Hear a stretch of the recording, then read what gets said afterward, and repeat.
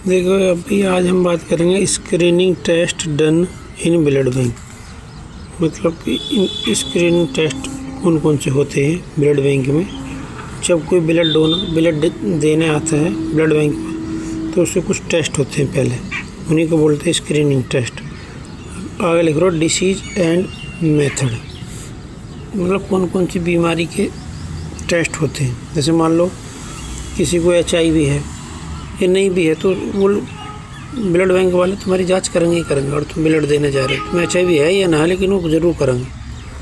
तो ठीक है, आगे लिख रहा हूँ मेथड, कौन सी विधि से करेंगे ये भी बताना। ठीक, तो खाली ये HIV की बताई मैंने, आगे और बहुत सारे सिफिलिस वगैरह हेपेटाइटिस B C भी हो सकता है। आगे देखते हैं। यहाँ पर लिख रहा मेथड के आगे फर्स्ट, और यहाँ पर लिख रहा 14-15, क्योंकि 14 और 15 टॉपिक का नाम सेम है बिल्कुल। ये 14 टॉपिक है, 14 नंबर, 15 नंबर भी सेम है, लेकिन उसमें फर्स्ट की जगह यहाँ पे क्या सेकंड है। ठीक, अब हम चलते हैं।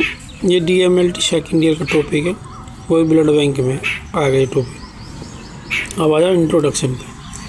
Blood bank screen donors for disease using test for virus like HIV। देखो मैंने बताया भी HIV मतलब AIDS, hepatitis B HBV, and hepatitis C HCV, as well as other infection. ठीक है ना, अदर इन्फेक्शन।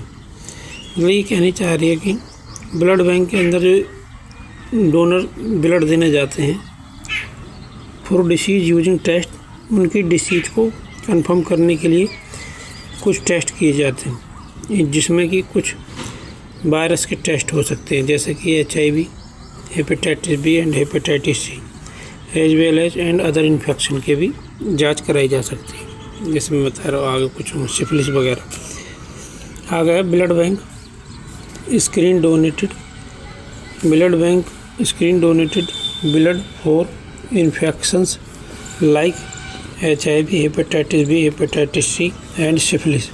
मतलब जो ये वो लिखी है इंट्रोडक्शन, वो लगभग सेम यही है, थोड़ा बहुत अंतर है, देख लेते हैं। आगे हेपेटाइटिस C एंड सिफिलिस, इसमें syphilis extra using serological test. ये सीरम से ये सारी जांच की जाती है। ऐसे करें दैट डिटेक्ट एंटीबॉडी, जो कि सीरम में क्या पता करेंगे, एंटीबॉडी ढूंढेंगे, और या एंटीजन को पता करेंगे। और न्यूक्लिक एसिड टेस्ट, या फिर न्यूक्लिक एसिड टेस्ट की जांच करेंगे, नॉट टेस्ट बोलते हैं इसको। इससे TB की भी जांच होती है नॉट टेस्ट की विधि द्वारा। That detect viral genetic material, जो कि क्या पता लगाएंगे, जेनेटिक मटेरियल को पता लगाएंगे। ठीक है ना, वायरस के, और मतलब RNA है या DNA है, ठीक है ना, इस टाइप से। अदर टेस्ट इंक्लूड, दूसरे टेस्ट क्या होंगे इसमें इंक्लूड हो सकते हैं। डोज फॉर मलेरिया, जैसे कि मलेरिया, HTLV HTLV। अगर presentation on this topic can be found on site like. अगर presentation on this topic can be found on site,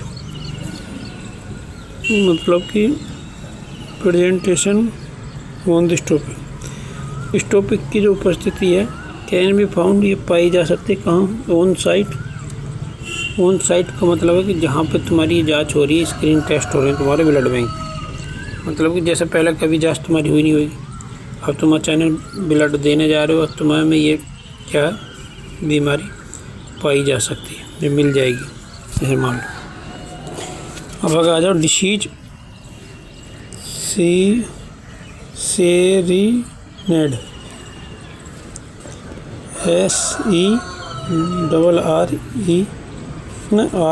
SERRENED, disease सेरीनेड।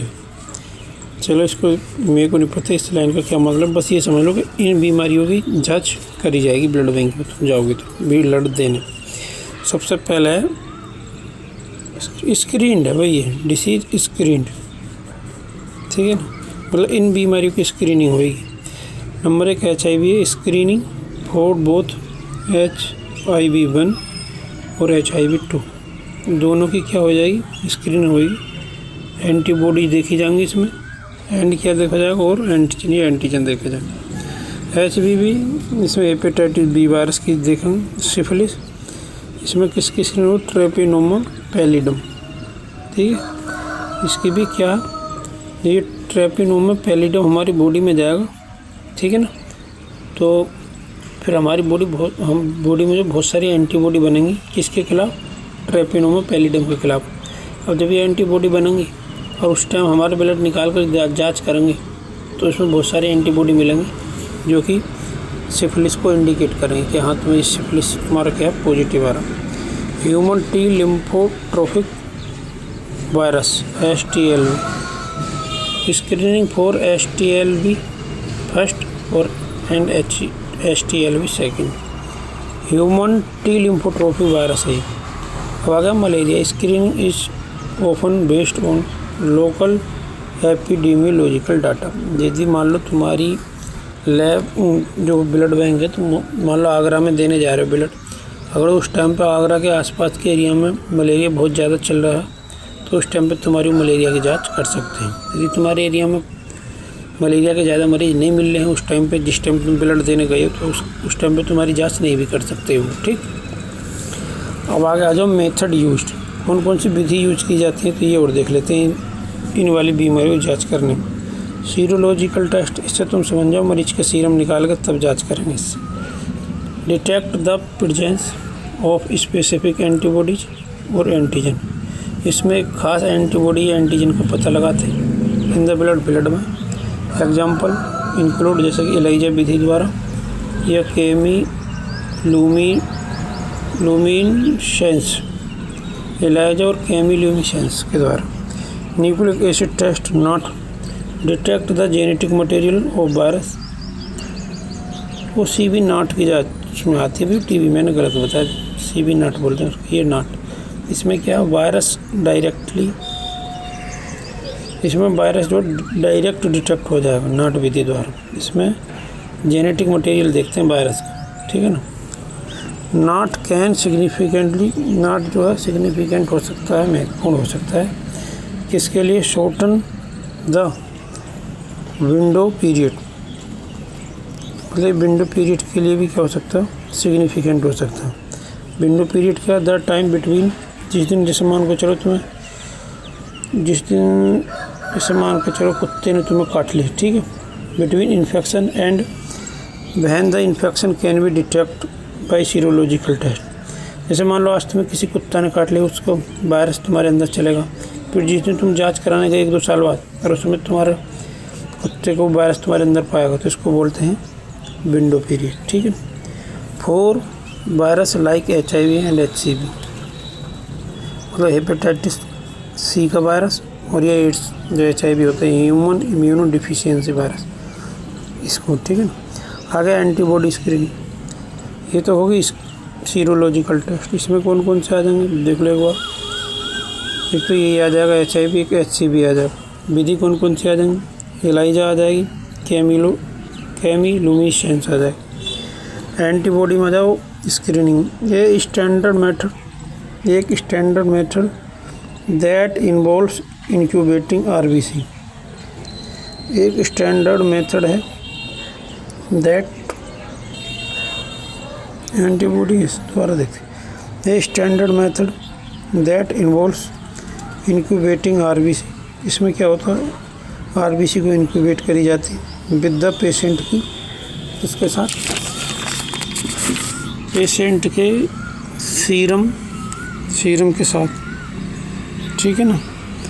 आगे एंड देन एडिंग, और उसके बाद क्या ऐड किया जाता है, an anti human globulin HG add करी जाती है। फिर उसके बाद टू चेक फॉर एग्लूटिनेशन, किसके चेक करने के लिए, एग्लूटिनेशन को चेक किया जाता है। उसके बाद एज डिस्क्राइब्ड ऑन ScienceDirect.com, मतलब ये कोई वेबसाइट वगैरह उस पर भी मतलब इसको देख सकते हैं। मतलब इसकी विधि और तुम्हें देखनी है कैसे कैसे होगी तो तुम्हें दूसरे टॉपिक बताऊँगा तुम्हारे लिए।